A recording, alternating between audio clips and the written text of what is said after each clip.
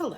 So this is Apollo, and today is a very special day because today's the day that we redid her bioactive enclosure. And I recorded the whole video complete with me talking and none of the sound recorded. So hopefully the video turns out good with this new sound to work with.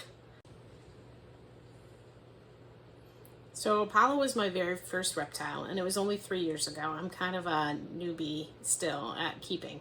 And I jumped right into a bioactive enclosure because I love the look of them. I love live plants, even though I'm not always so good at keeping them alive. And I was happy to provide her with a beautiful 40-gallon home, complete with multiple hides and climbing opportunities. And she's used every bit of that enclosure, but most of her plants have died, and it looks really sad and pathetic. So today I gave her a complete update, and you'll get to watch that process.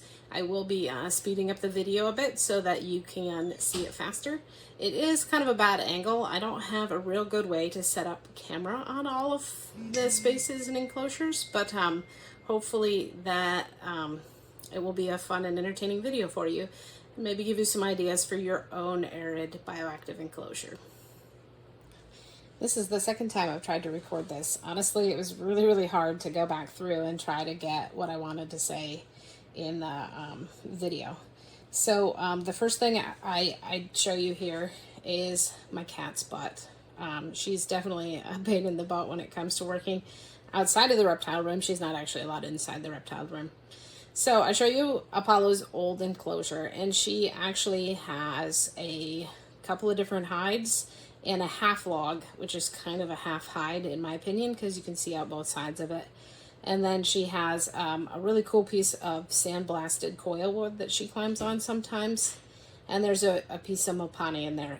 And there used to be some more coil wood, but I actually helped a friend with her leopard gecko build, and I gave away some of the pieces that used to be in Apollo's enclosure. And I had planned on just redoing Apollo's enclosure, and then haven't gotten around to it till recently.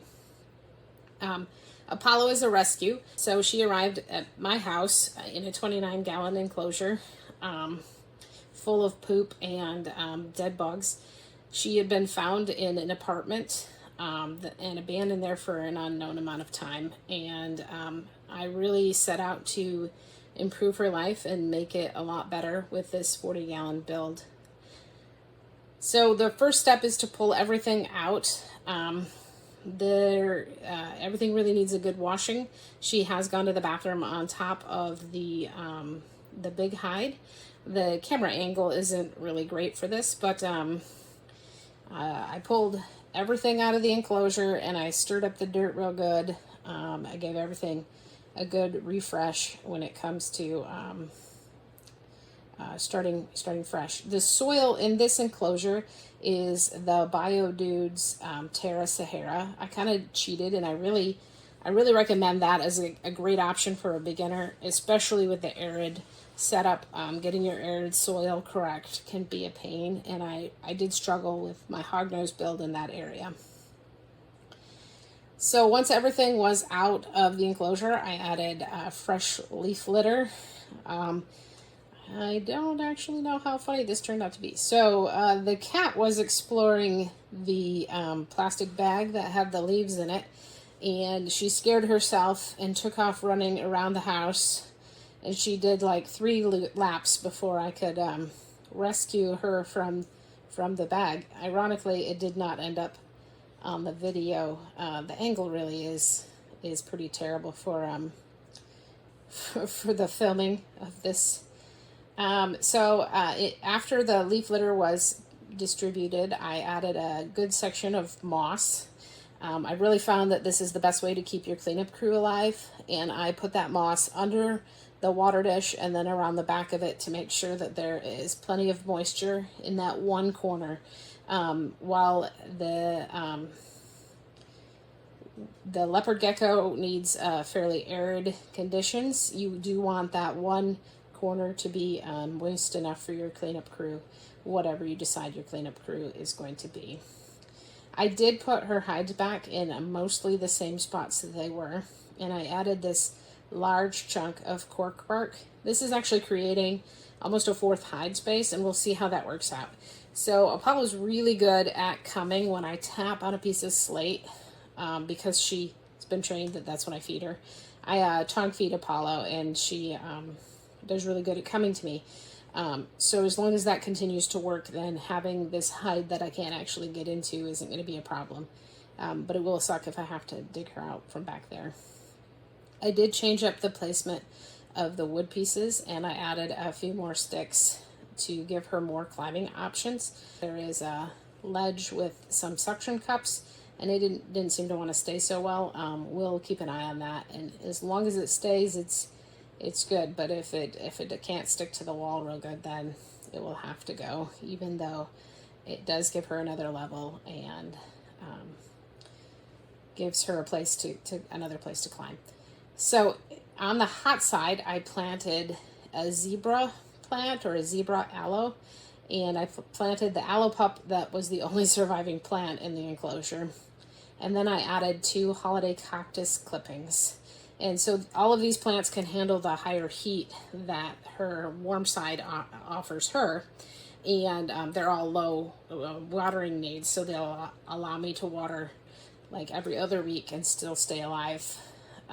Hopefully. Obviously, I killed the succulents that were in here, so hopefully this all works out better.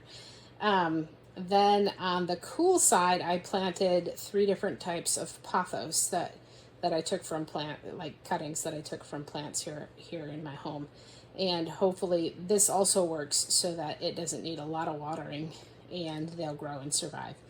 I am pretty pleased with how this enclosure turned out. I will be watching it over the next couple of weeks. Right off the bat, she did a little bit of exploring and then tucked herself away.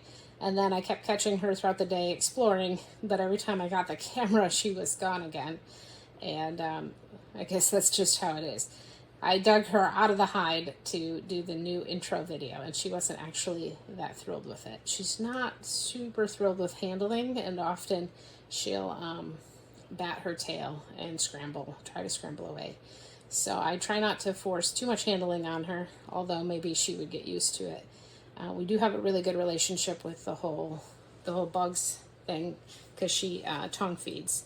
So I did keep both dishes that were in there. One was being used as a water dish, and the other I was using as a calcium dish. And it's huge for a calcium dish, and I was going to replace it with something that was more Leopard Gecko calcium dish size. But she often goes and she'll lay in the calcium dish and even sleep there for hours, and occasionally do that while licking the calcium. So I gave her that back, because since she seems to enjoy it, I didn't want to take it away from her. But overall, it's very beautiful, and I'm pretty pleased with it. The cleanup crew for this, I added a few darkling beetles and some mealworms. Historically, I have not done that, but they do seem to do really well in arid enclosures. The other things that do well as part of a cleanup crew in arid enclosures do include dubia roaches, but I wasn't really willing to release any of those into an enclosure because they do creep me out. Now, blue death feigning beetles are also supposed to do really well, but I haven't pulled the trigger on buying any. You either have to get them online for like $10 each, or locally I've found them for like $40 each. And there is a small risk that the leopard gecko may munch on one of them, and that would be sad if you spend $40 on a beetle that your leopard gecko eats. They are also all wild caught, and while they have a long lifespan, I feel a little bit bad about the whole wild caught thing. It does increase the risk of parasites if she did decide to munch on one. And interestingly enough, the blue feigning beetles are really hard to breed in captivity, which is only a few people have done it, and it's pretty complicated. Kind of an interesting process if you want to look it up on YouTube. Then I also added springtails and giant canyon isopods.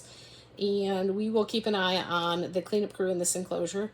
She used to have dairy cows and powder oranges and powder blues, and they were doing fine until we moved, and everything got a little drier during the move, and there were no more isopods. in this enclosure. I do think she munched on them sometimes, but I don't think that she was eating enough of them that it was causing a major detriment to their population. Overall, it should be exciting to watch this, and I will totally give you guys updates in the near future about how this enclosure looks. And if you have any questions, do leave them in the comments, and I will try my best to answer them.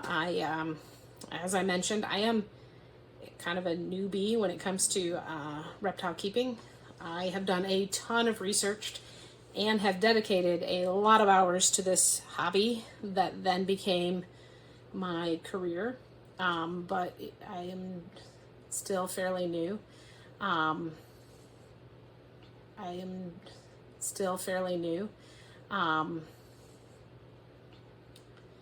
I really do appreciate that you've made it this far to the video, and would love it if you took the moment to subscribe, to comment, to like this video.